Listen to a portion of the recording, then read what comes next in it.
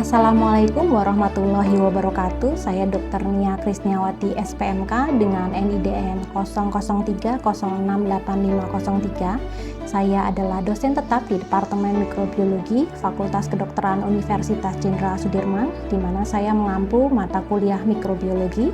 Di sini saya akan memaparkan tentang PDD UKTPT, bidang pengajaran sebagai salah satu persyaratan mengikuti sertifikasi dosen pada gelombang 1 periode 2024. Kemudian dalam video ini saya akan memaparkan salah satu mata kuliah mikrobiologi yang akan saya ampu di blok 45, yaitu blok sistem darah. Dalam video ini akan disampaikan proses pembelajaran sampai dengan assessment. Dalam proses pembelajaran ini saya akan menerapkan sistem DIA, yaitu Delivery, Interaction, dan Assessment. Untuk delivery sendiri ini berkaitan dengan bagaimana cara saya menyampaikan kepada mahasiswa agar materi yang akan diberikan ini lebih mudah untuk dipahami.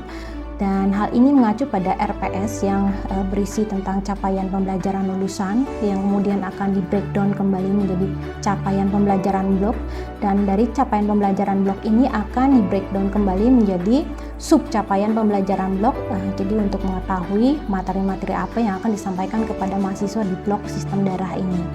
Kemudian untuk interaction sendiri adalah bagaimana cara saya berinteraksi dengan mahasiswa dalam proses pembelajaran, misalnya melakukan diskusi interaktif dengan mahasiswa pada saat kuliah tatap muka. Kemudian dalam mendukung proses pembelajaran ini, saya juga menyertakan video pembelajaran yang kemudian akan diupload pada LMS Unsud, yaitu LDIRU, di mana hal ini dapat mendukung pembelajaran yang blok sistem darah untuk mahasiswa. Untuk deskripsi bloknya sendiri pada sistem darah ini adalah blok kelima di semester 4. Jadi pada blok ini mahasiswa belajar mengenai penyakit pada sistem darah. Jumlah SKS-nya adalah 4 SKS. Untuk tim pengampu ini berasal dari anatomi, histologi, biokimia, parasitologi, mikrobiologi, farmakologi, patologi anatomi, patologi klinik, ilmu penyakit dalam, dan ilmu kesehatan anak. Selain perkuliahan, pada blok 4.5 ini juga akan dilaksanakan tutorial dengan 12 tutor utama dan 4 tutor cadangan. Pada blok 4.5 sistem darah, capaian pembelajaran lulusan ini dibagi menjadi sikap, yaitu menunjukkan sikap sebagai pembelajar sepanjang hayat dalam melaksanakan praktik kedokteran dengan senantiasa mengikuti penyegaran, meningkatkan pengetahuan dan mengembangkan karya inovatif serta melakukan refleksi diri sehingga dapat menyadari keterbatasan, mengidentifikasi dan mengatasi masalah personal, serta menganalisis berbagai konteks yang meliputi masalah kesehatan untuk mencapai kemanfaatan yang optimal. Kemudian dari CPL ini juga ada kriteria pengetahuan, di mana isinya adalah memanfaatkan pengetahuan ilmiah dalam rangka melakukan perubahan terhadap fenomena kedokteran dan kesehatan melalui tindakan kedokteran dan intervensi kesehatan pada individu, keluarga, komunitas, dan masyarakat. Kemudian untuk kesejahteraan dan keselamatan manusia ini juga perlu disertai dengan kemajuan ilmu dalam bidang kedokteran dan kesehatan, sehingga diperlihatkan adanya kajian inter atau multidisiplin yang inovatif dan teruji. Untuk komponen yang ketiga adalah keterampilan. Jadi untuk komponen keterampilan di blok 4.5 ini ada dua, yaitu salah satunya adalah memanfaatkan teknologi informasi kesehatan dan teknologi informasi komunikasi termasuk perangkat digital yang secara efektif untuk mengembangkan profesi dan keilmuan dalam praktik kedokteran dan diseminasi informasi kesehatan baik secara daring maupun luring. Untuk poin yang kedua dari keterampilan adalah membangun hubungan, menggali informasi, menerima dan bertukar informasi, bernegosiasi dan persuasi secara verbal maupun nonverbal dengan memperhatikan berbagai sudut pandang dan latar belakang pasien dan keluarganya. Kemudian untuk capaian pembelajaran blok ini di breakdown menjadi beberapa capaian pembelajaran blok. Jadi akan saya jelaskan hanya pada inti dari blok ini, yaitu pada blok ini untuk capaian pembelajaran blok itu mahasiswa diminta untuk memahami dan menjelaskan tentang definisi, tanda, dan gejala penyakit pada sistem darah, kemudian menjelaskan juga tentang patogenesisnya, patomekanismenya, patofisiologinya, kemudian penegakan diagnosis pada penyakit sistem darah, kemudian mampu menjelaskan tentang pemeriksaan penunjang, kemudian melakukan tata laksana farmakologi maupun tata laksana non-farmakologi pada penyakit sistem darah. Selain itu, mahasiswa juga diminta untuk memahami dan mampu menjelaskan tentang deteksi dini dan pencegahan penyakit pada sistem darah. Kemudian pada komponen capaian pembelajaran ini sama seperti turunannya, yaitu dari capaian pembelajaran lulusan itu ada sikap, tadi sudah disebutkan sikap, kemudian untuk pengetahuannya tadi sudah, kemudian ada juga keterampilan. Jadi mahasiswa diminta untuk menerapkan proses berpikir yang kritis yang dilengkapi dengan baik itu kemampuan belajar, bekerja sama untuk menyelesaikan masalah, kemudian secara komprehensif masalah itu diselesaikan berdasarkan ilmu dan teknologi yang berkembang dengan memperhatikan nilai-nilai dari moral, etik, dan profesionalisme. Untuk keterampilan yang ketiga, jadi mahasiswa juga harus menerapkan pola berpikir kritis dan ilmiah dalam menghadapi masalah kesehatan, sehingga mahasiswa mampu mengembangkan hipotesis yang perlu diselidiki dengan cara yang valid dan reliable. Kemudian keterampilan yang keempat, yaitu mahasiswa harus mampu menunjukkan kemampuan untuk menganalisis, baik itu dalam bentuk simulasi masalah-masalah kesehatan, termasuk proses diagnostik dan perencanaan tata laksana secara terstruktur. Kemudian, tata laksana juga harus dilakukan secara sistematik dan komprehensif dengan standar terkini berbasis bukti. Untuk sistem pembelajaran di blok 4.5 sistem darah ini dilakukan secara sinkronus, yaitu perkuliahan dengan tatap muka dan asinkronus melalui LMS Aldiru. Jadi di LMS Aldiru ini mahasiswa mampu mengakses materi kuliah, referensi, penugasan, kuis, diskusi, dan video pembelajaran di situ. Kemudian untuk materi pembelajaran ini yang saya ampu adalah mata kuliah tentang mikrobiologi sistem darah dengan sub CPB. Mahasiswa mampu menjelaskan jenis-jenis bakteri, virus, jamur yang menyebabkan kelainan sistem darah. Kemudian, mahasiswa mampu menjelaskan patomekanisme kelainan darah yang disebabkan oleh bakteri, virus, dan jamur. Yang ketiga, mahasiswa mampu menjelaskan siklus hidup bakteri, virus, jamur yang menyebabkan kelainan darah. Yang keempat adalah mahasiswa mampu menjelaskan sifat-sifat bakteri, virus, jamur yang menyebabkan kelainan darah. Yang nomor 5 adalah mahasiswa mampu menjelaskan perkembangbiakan hidup agen mikrobiologi yang menyebabkan kelainan darah. Kemudian yang keenam, mahasiswa mampu menjelaskan pemeriksaan mikrobiologi pada kelainan darah yang disebabkan oleh bakteri, virus, dan jamur.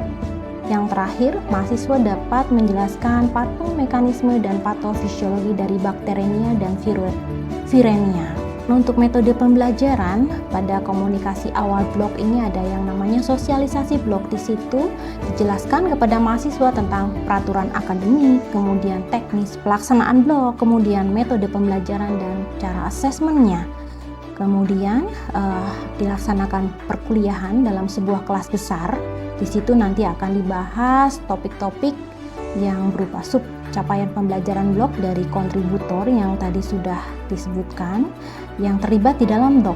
Kemudian tutorial ini akan dilakukan dalam sebuah kelompok kecil dengan ada satu tutor untuk tiap kelompoknya membahas kasus terkait penyakit pada sistem darah. Kemudian ada praktikum juga, jadi praktikum ini dibagi menjadi beberapa departemen, ada mikrobiologi, patologi anatomi, patologi klinik, farmakologi. Kemudian untuk monitoring evaluasi ini dilakukan di setiap akhir blok berjalan, baik itu evaluasi dari PIC atau penyelenggara bloknya, dari mahasiswanya, dari pengampu kuliahnya, dari admin yang ikut menyelenggarakan blok, kemudian dari sarana prasarananya juga, buku panduannya apakah sudah mencukupi untuk mahasiswa. Itu rutin dilaksanakan setiap akhir blok. Untuk asesmennya sendiri pada blok 4.5 itu ada ujian tulis berupa MCQ. Jadi semua kontributor nanti akan mengumpulkan soal kepada penyelenggara blok untuk kemudian diujikan di akhir blok. Kemudian untuk praktikum ini berupa ujian praktikum, nanti akan menggunakan semacam preparat atau slide bagi departemen. Contohnya di departemen mikrobiologi juga ini diidentifikasi ini dilakukan secara aktif ya, praktikum aktif atau ujian ident aktif. Jadi mahasiswa nanti akan mengidentifikasi misalnya bakteri apa saja yang ada pada media agar, kemudian bakteri apa yang terlihat pada mikroskop. Untuk tutorial sendiri atau diskusi kelompok ini penilaiannya menggunakan Student Oral Case Analysis atau SOCA. Nah ini mahasiswa akan disodorkan suatu kasus ya, di situ dia diminta untuk menilai atau menjelaskan hasil analisis dari kasus tersebut. Nah, kasus-kasus ini biasanya yang diujikan itu yang sudah dilakukan atau berlangsung dalam diskusi kelompok kecil. Kemudian dari keseluruhan itu, assessment-nya tadi jadi ada 3 komponen di blok ini. Untuk ujian tulisnya ada MCQ, ujian praktikum, SOKA, kemudian ada juga penilaian performa mahasiswa pada saat diskusi kelompok. Untuk bobotnya sendiri, komponen penilaian ini dibagi menjadi persentase yang berbeda-beda. Untuk ujian tulis ini memiliki bobot yang lebih tinggi, yaitu 50%, untuk ujian identifikasi praktikum itu 20%, kemudian untuk SOKA 30%. Untuk penilaian kriterianya itu dari A sampai E. Untuk D9 sampai E itu mahasiswa harus mengulang atau tidak lulus, kemudian untuk C0 dan C9 in borderline, untuk nilai B0 sampai A itu mahasiswa lulus blok. Demikian yang bisa saya sampaikan. Terima kasih. Assalamualaikum warahmatullahi wabarakatuh. Assalamualaikum warahmatullahi wabarakatuh. Waalaikumsalam warahmatullahi wabarakatuh. Berdoa dipersilakan. Selesai?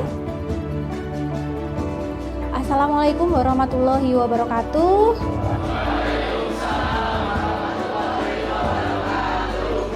Terima kasih adik-adik, kita bertemu lagi ya pada blok 4.5 ya, tentang mikrobiologi sistem darah.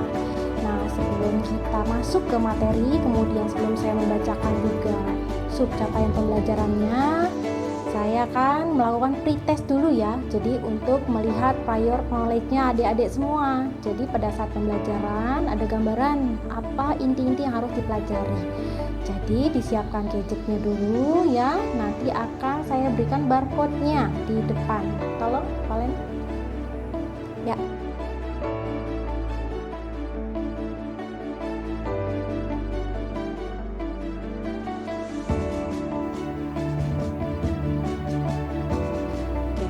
Assalamualaikum warahmatullahi wabarakatuh. Oke, ya hari ini kita akan belajar tentang mikrobiologi pada sistem hematologi. Jadi sebenarnya di PPM itu sudah disampaikan ya. PPM di RPB itu tentang sub capaian pembelajaran blok. Kita akan belajar tentang infeksi virus, bakteri, jamur ya, patomekanisme, patofisiologinya, kemudian sifat-sifat dan karakteristik dari bakteri, virus, jamur yang menginfeksi sistem hematologi atau sistem darah ya. Kemudian untuk materinya sendiri saya ambil dari SKDI ya. Jadi kita belajar by diagnosis ya. Jadi sesuai dengan diagnosis. Untuk yang akan dipelajari pada hari ini kita akan belajar tentang bakteriemia, kemudian DHF, kemudian Leptospira, kemudian akan kita bahas satu persatu. Jadi infeksi aliran darah itu ya ada yang primer, ada yang sekunder. Kemudian penyebabnya ada macam-macam ya. Bisa disebabkan oleh bakteri ya, bisa disebabkan oleh jamur, bisa disebabkan oleh virus ya. Kalau di darah namanya bakteriemia ya. Kalau misalnya virus ada di darah namanya viremia. Kalau jamur ada di darah namanya fungemia ya. Kemudian nah ini klasifikasinya ya. Jadi ada yang primer, ada yang sekunder. Kalau kita mau menegakkan diagnosis infeksi aliran darah primer, kita harus memastikan dulu.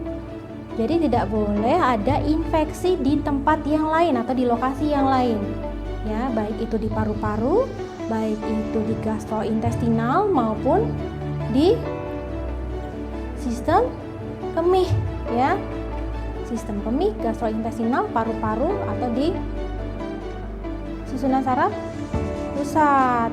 Jadi harus dipastikan itu tidak ada infeksi di tempat lain, baru kita bilang itu adalah infeksi aliran darah primer.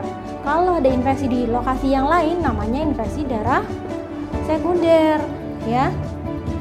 Nah, kalau infeksi aliran darah primer biasanya ya itu terjadi pada pasien-pasien dengan loss yang lama. Loss itu length of stay Jadi pasien-pasien yang dirawat dengan kondisi-kondisi yang serius ya, contohnya pasien stroke ya, pasien apalagi DM dengan komplikasi, itu perawatannya lama dan device yang terpasang juga bisa lebih dari satu ya. Bisa dia pasang ventilator, pasang kateter ya, kemudian juga bisa pasang CVC, bisa pasang infus perifer. Nah, dari situ itu adalah port the entry untuk masuknya bakteri ke dalam darah. Gimana caranya? Jadi caranya ya, satu, ada faktor resikonya. Faktor resikonya kalau kita melakukan insersi device itu tidak secara asepsis ya. Jadi ada aturannya. Pada saat kita melakukan desinfeksi, bakteri itu butuh waktu untuk dia dihancurkan ya, dinding selnya. Jadi yang namanya kontak time. Jadi pada saat kita melakukan desinfeksi ditunggu beberapa saat ya, kurang lebih 10 sampai 30 detik. Jadi nunggu kering dulu baru kita lakukan insersi. Di awal mungkin tidak ada keluhan, tapi lama-lama device yang terpasang itu, bakteri yang dari luar bisa masuk ke dalam, dia berkolonisasi dulu di device-nya ya, device-nya. Kemudian dia akan membentuk biofilm. Biofilm itu apa? Jadi itu kumpulan dari bakteri-bakteri, kemudian kumpulan-kumpulan dari fibril dan platelet, dia di situ dia bergabung dari satu, kemudian nanti dia ada yang namanya quorum sensing, dia memanggil bakteri-bakteri di sekitarnya untuk membentuk biofilm atau plak. Kalau sudah matur nanti dia akan lepas dan ke aliran darah menyebabkan bakteremia. Itu bahayanya, baik itu di kateter, baik itu pakai NGT juga sama aja. NGT kan langsung ke dalam sistem pencernaan ya. Kemudian pakai CVC itu sama aja, itu faktor resikonya. Beda dengan yang infeksi sekunder. Jadi pada kasus-kasus apa? Pada pasien-pasien dengan kekebalan tubuh yang rendah atau imunokompromis. Kalau yang continuous, infeksinya ada terus-menerus. Contohnya pada kasus apa? Pada kasus infeksi di daerah jantung ya. Misalnya infektif endokarditis. Infektif endokarditis itu awalnya dari faringitis dulu ya. Kenapa bisa sampai begitu? Karena bakteri ada satu penyebabnya ya, Streptococcus pyogenes ya, atau Streptococcus grup A ya. Dia punya apa sih? Dia punya protein M yang punya kemiripan dengan yang ada di organ tubuh manusia, di jantung dan di ginjal. Makanya pada kasus-kasus infeksi karena Streptococcus grup A, dia bisa menyebabkan demam rematik dan glomerulonefritis akut ya di ginjal. Itu. Kemudian yang continuous lagi apa? Demam tifoid kan ada fasenya ya, ada viremia yang pertama, kemudian ada viremia yang kedua. Jadi pada awal-awal itu bakterinya dari usus kan, dia dari usus menginfeksinya ya, itu bisa masuk ke dalam darah. Makanya awal-awal pertama diagnosis kemungkinan suspek demam tifoid itu bukan cek serologi, tapi cek kultur darah, karena awal-awal infeksi itu patogen itu dalam kadar yang tinggi. Kemudian untuk antibodi itu mulai muncul pada minggu ke-2, tepatnya hari ke-berapa mulai naik? Hari ke-5 itu udah mulai naik, baru kita cek serologi. Nah, jadi ada momennya di mana kita harus melakukan pemeriksaan penunjang. Jadi tidak pasien baru demam 2 hari cek serologi, itu buang-buang sumber daya. Nah, kemudian bakterinya intermiten, ini pada kasus abses. Jadi dia tidak selalu ada, dia akan muncul kemudian menghilang ya, itu yang intermiten, muncul hilang muncul lagi, tergantung masa resolusi dari absesnya. Nah, ini salah satunya ya. Jadi kalau misalnya yang kasus yang transien, jadi kalau pada infeksi paru dia sudah ditangani, bakterinya akan menghilang dari darah. Yang kasus yang kedua ini adalah pada kasus abses. Jadi ada satu waktu dia akan masuk ke dalam aliran darah dari absesnya tadi ya. Kemudian yang terakhir itu yang continuous, itu kalau misalnya ada infeksi pada katup jantung ya. Nah, ini ada infeksi aliran darah ya, ada yang intravaskular dan ada yang ekstravaskular. Jadi ini faktor resikonya adalah satu, penggunaan agen imunosupresif. Contohnya pada kasus apa? Pada kasus-kasus cancer ya. Biasanya dikasih kortikosteroid ya dalam jangka waktu yang lama. Kemudian penggunaan antibiotik spektrum luas yang tadi ya, ada selective pressure sehingga yang normalnya mati, yang resistennya semakin banyak. Kemudian prosedur bedah invasif, tadi pada saat pembedahan di gastrointestinal, flora mikroflora di dalam gastrointestinal itu bisa masuk ke dalam pembuluh darah yang kecil ya, sehingga bisa menyebabkan infeksi. Kemudian pada pasien-pasien dengan kondisi yang serius ya, ini prolong survival, prolong inpatient, itu pasien-pasien dengan kondisi yang serius, biasanya dirawat di ICU ya, bisa sampai 2 minggu, 3 minggu ya, itu beresiko untuk terkena infeksi aliran darah. Nah, ini adalah salah satu contoh-contoh intravascular infection ya, ada infective endocarditis, mikotik aneurisma, kemudian suppurative thrombophlebitis, kemudian intravascular catheter associated bacteremia. Ini akan kita bahas satu persatu. Jadi untuk infective endocarditis itu kita menggunakan DUP kriteria ya. Ada yang kriteria mayor, ada yang kriteria minor. Kriteria mayor itu harus ketemu apa? Kultur darahnya harus positif. Kultur darah positif itu pada infective endocarditis tidak hanya diambil dari satu lokasi, tapi diambil dari beberapa lokasi. Jumlah set kultur darah yang digunakan adalah 2-3 set ya. Satu set itu berisi 2 botol kultur aerob dan anaerob. Jadi di kanan ambil, kiri ambil ekstremitas 1. Itu rentang pengambilan itu 30-60 menit antar set ya. Tapi tidak boleh melebihi 1 kali 24 jam.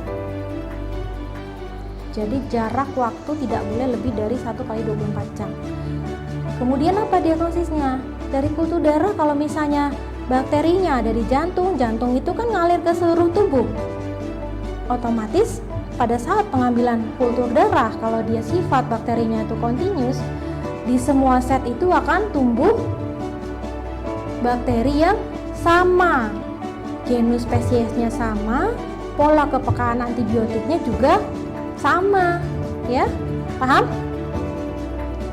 Kemudian ada bukti keterlibatan endokardial. Contohnya apa? Pada saat pemeriksaan fisik ketemu murmur ya. Kemudian kriteria minornya ada predisposisi, kemudian ada manifestasi klinis seperti demam. Kemudian ini ada gambarnya juga ya, ada Osler node untuk manifestasi klinisnya. Kemudian road spot, splinter hemorrhagic. Itu bisa menjadi salah satu kriteria minor. Kapan kita menentukan kalau itu infective endocarditis? Kalau kita ketemu 2 kriteria mayor atau 1 mayor, 3 minor dan 5 kriteria minor. Ini di sini disebutkan kultur darah atau bukti serologis yang tidak memenuhi kriteria mayor. Artinya dari 3 set kultur darah yang tumbuh hanya 1 set. Yang 2 dan 3 setnya tidak ada pertumbuhan atau jenis bakterinya itu berbeda. Jadi kalau continuous ya, infective endocarditis, 3 set itu harus keluar mikroorganisme yang sama ya.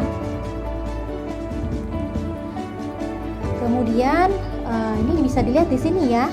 Jadi yang kondisinya normal ya, dan kondisinya ini yang normal ya. Ini yang kondisinya abnormal. Jadi kondisi-kondisi ini bisa disebabkan karena masuknya penggunaan obat intravena pada pasien apa? Kecanduan narkoba ya. Kan suka berganti-gantian jarum suntiknya ya. Boro-boro didesinfeksi, mungkin langsung jep gitu. Langsung tanpa ada desinfeksi itu bisa masuk ke jantung kan dia masuk ke aliran darah ya, melewati jantung, itu dia bisa membuat vegetasi di sini. Di sini ada gangguan yang harusnya dia tidak ada turbulensi atau aliran balik, karena ada peradangan di katup jantungnya, maka dia muncul aliran balik ya.